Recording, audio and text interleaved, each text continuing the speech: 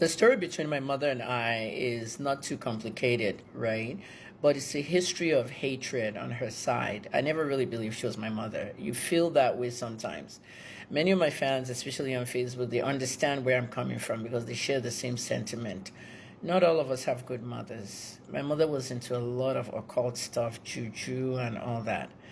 While I was in Port Harcourt prison, she was actually happy that I was locked up. And at the end of the day, she discussed it in a WhatsApp group with my sisters. And, oh God, they've locked her up. We can rest now. Like, how does your family do that to you? When I left Port Harcourt, I really regretted going back to Ibadan. There was nowhere else I could go. But I was with Alabo Graham Douglas for 30 days, and I wish I could stay longer. At the end of the day, in 2018, Prime Minister Justin Trudeau wrote a letter inviting me back to Canada and that they should reinstate my status for one of those visas that allows you to be a skilled worker. I never knew. I was deported from Canada in 2012. I didn't do any crime. I didn't do anything illegal, but it was a political deportation where I was fighting for gun violence victims.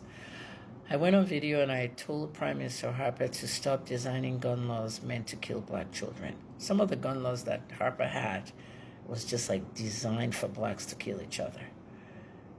He legalized long guns, he legalized this. So everybody was buying all this legalized stuff and they were shooting each other. And it was the blacks that were doing it. So I teamed up with Toronto police and I was helping them solve murders. On the day of my deportation, Toronto police spokesman spoke to a lot of media and released a statement. Kemi helped us to solve a lot of murders.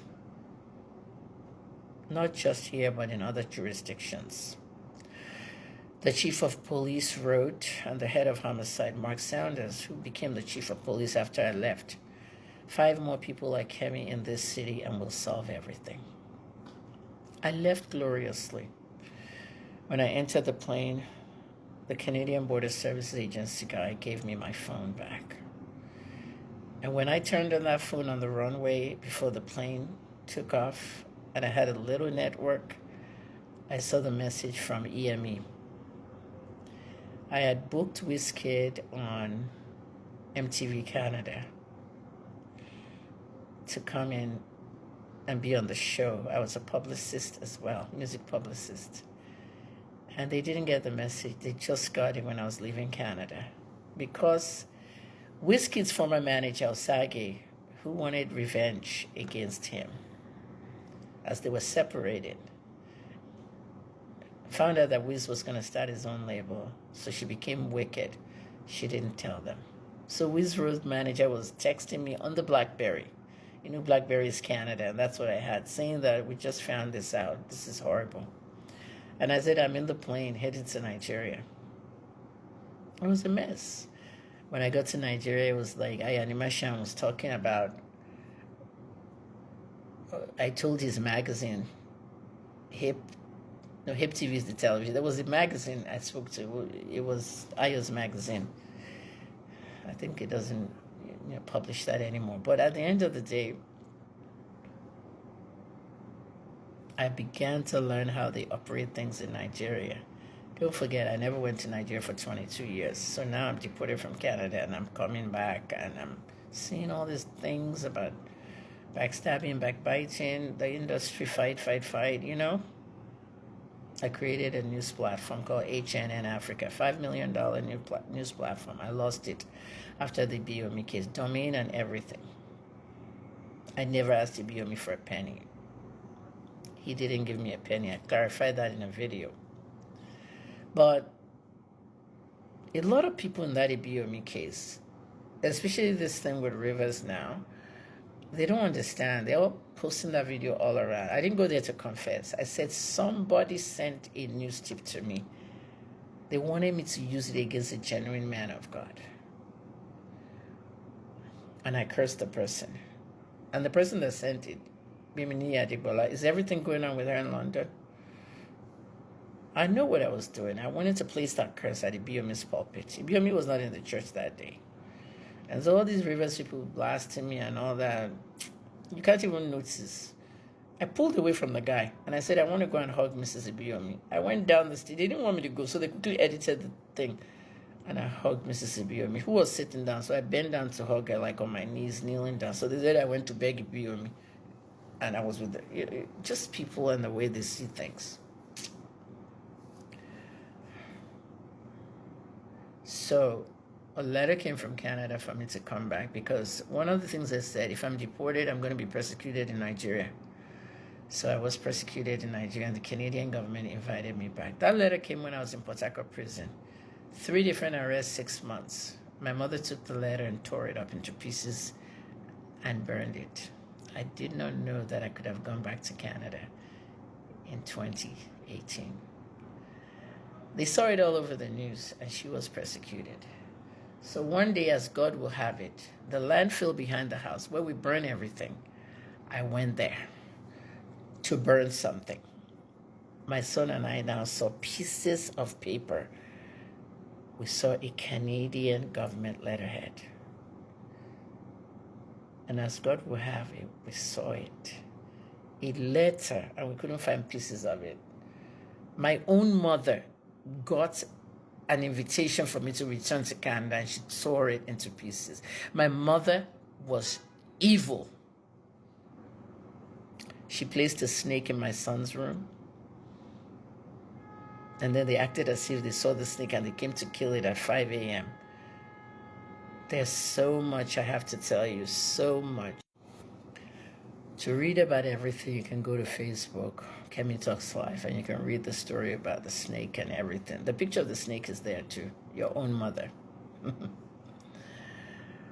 I don't have anything to do with my mom. I haven't seen her since November of 2018.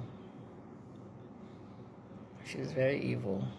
She'll come to America. She put stuff everywhere in my house.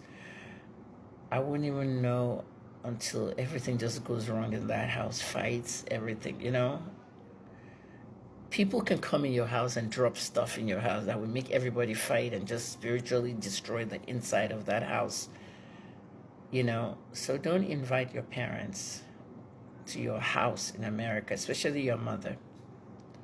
When they come, put them in a hotel, Airbnb. I learned a lot through experience, and I'm just telling you guys the same thing. You know, I learned so much. Nigerians said, forgive them, forgive them. I've forgiven all of them. My sister was attacking me, beating me. You saw the bruises. Beat me up so bad. My mother was there beating me additionally. You can Google these things. I was unconscious. Why? Because I said you moved the gas from the kitchen. They didn't want me to use the gas to cook. So they decided that they're going to unplug it. I had no way to cook, me and my son. I lived in an isolated atmosphere. They called me names. They tortured me and my son. Guys, I can't forget.